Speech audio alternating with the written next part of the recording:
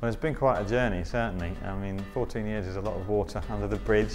We were starting a business to get more control over our work and to do interesting things. We, running the company, would enjoy our work, have fun. Now, that is something you have to work very, very hard at. Airside started quite accidentally because I couldn't find a job that I actually liked. And I'd finished my MA at the Royal College and I'd been working on Hollywood movies doing interfaces on spaceships, as you do. And then my background was putting on very bizarre interactive clubs in Edinburgh and London, where I was creating brands and environments and then leading people through them. And I've always had a passion for giving people a really unique experience. So Fred and I hatched the idea of having finding a studio and then filling it with all sorts of people who could then all work together.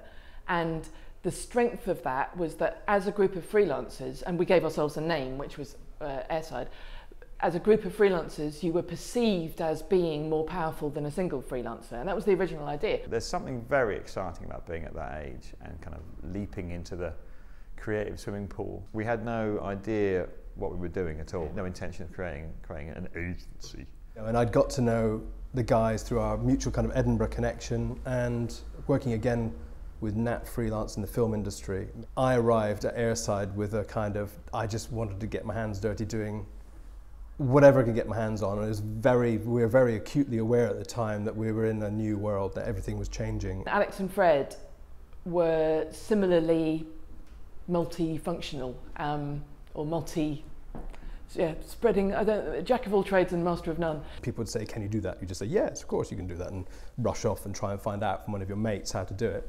And I don't know whether that's something that characterises me, Nat and Fred. That possibly is something that we all have in common.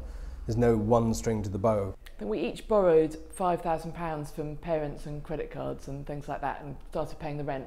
And then we filled all the desks with people we knew who were programmers or artists or designers or anything. The whole idea of sort of monetising it and turning it into some kind of commercial business plan never really kind of took hold with us. Well, that's all our intent was to have a studio that was full of interesting creative people.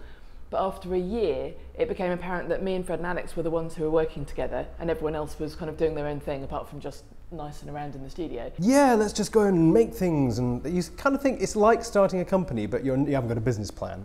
So you kind of think with a boundless optimism that somehow it's going to work. And it was really all about being in a place where people could work together. And the accountant said to us, you can't carry on working like this, the tax office will get onto you. So you're going to have to start a company. So we started the company because we had to.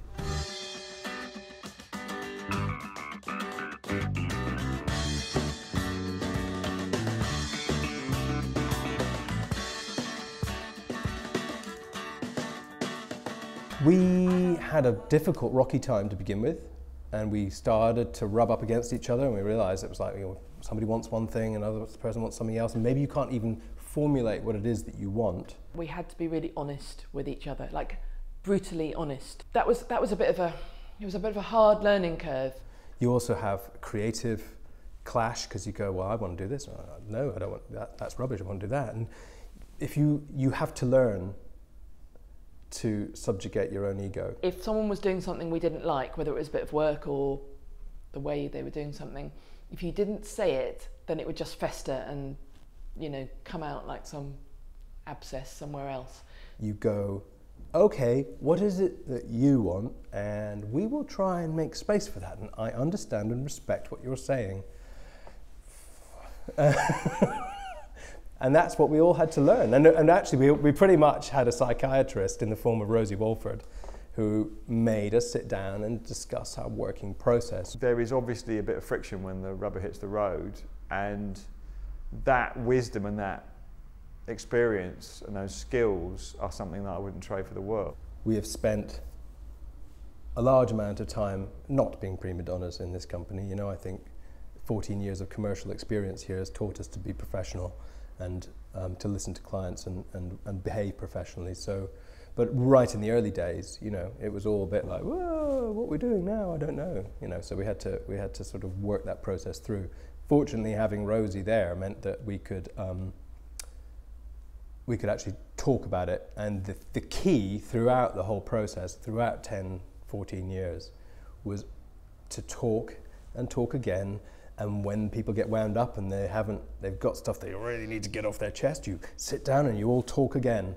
And that is the way it works. If you want to remain creative, it is really effing draining to do it year after year after year, particularly if you're running the business. And that's where the creativity and the commercialism clash, because you cannot run a commercially successful business year in, year out if all you care about is the creative.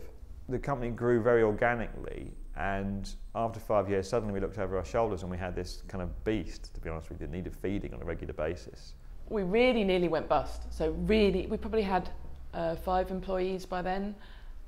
There was maybe 6 or 7 of us, and we suddenly realised we didn't have any money in the bank, and we had no new business policy because the phone had just rung for 5 years with all our friends wanting things. I think Nat Fred said at one stage, that we'd always been worried about taking on advertising work because, that was working for Beelzebub and would lead to, going to hell. And we were a little bit in that stage when we just graduated. It was like, we don't want to do it anybody else's way, we want to do it our way.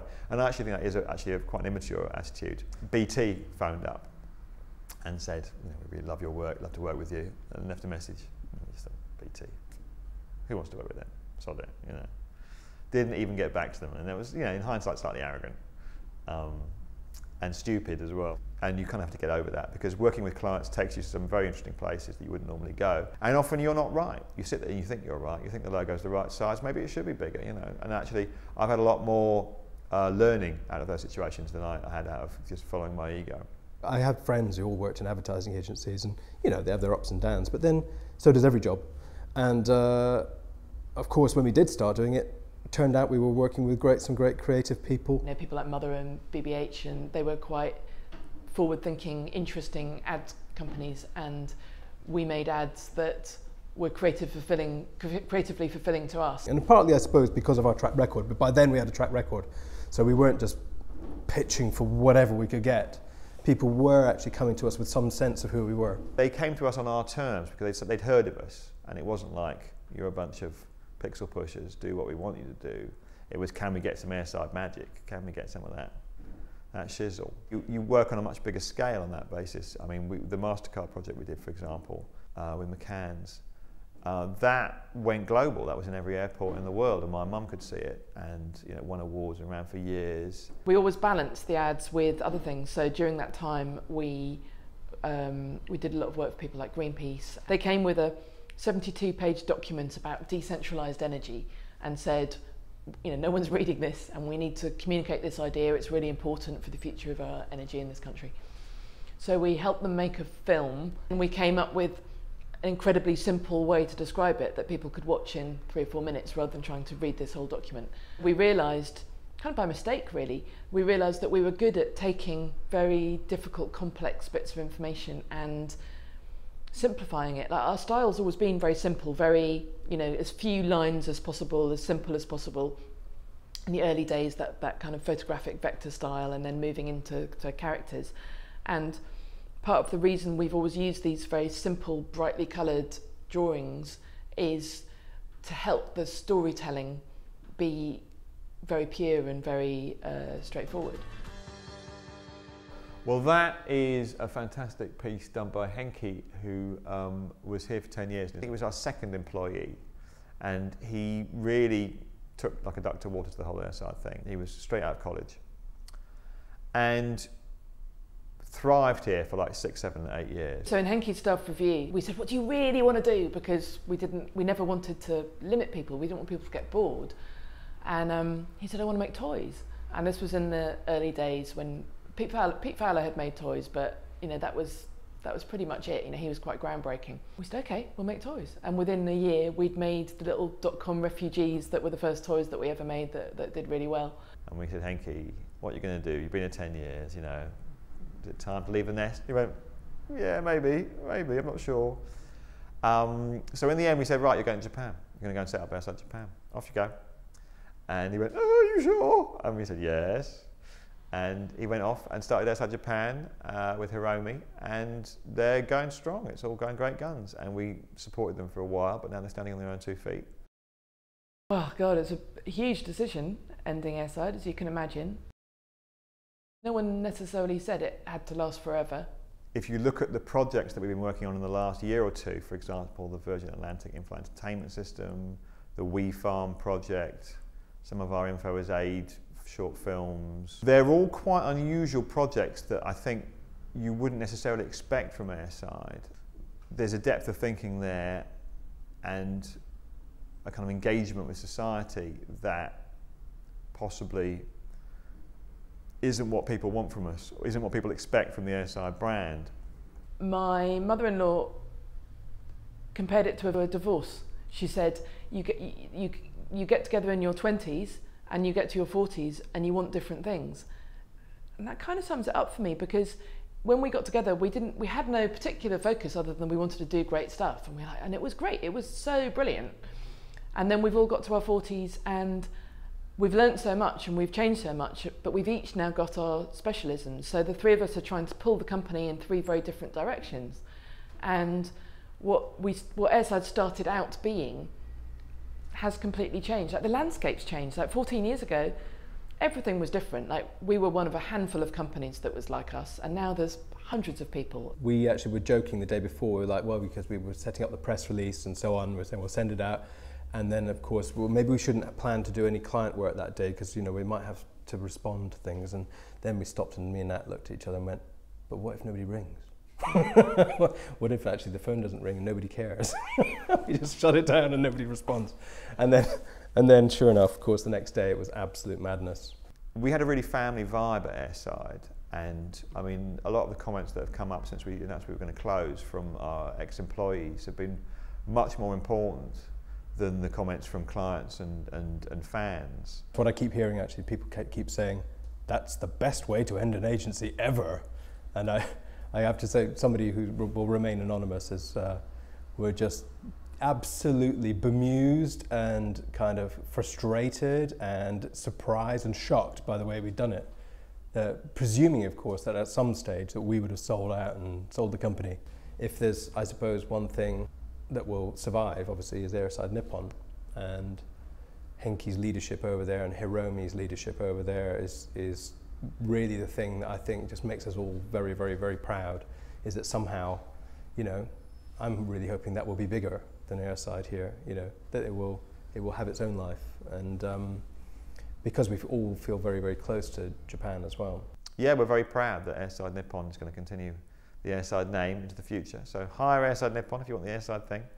One of your many options. I'm available also, possibly. What I'm really interested in now, and I've been quite interested in for the last few years, and how design can really affect the world in a positive way. And I really want to focus on that.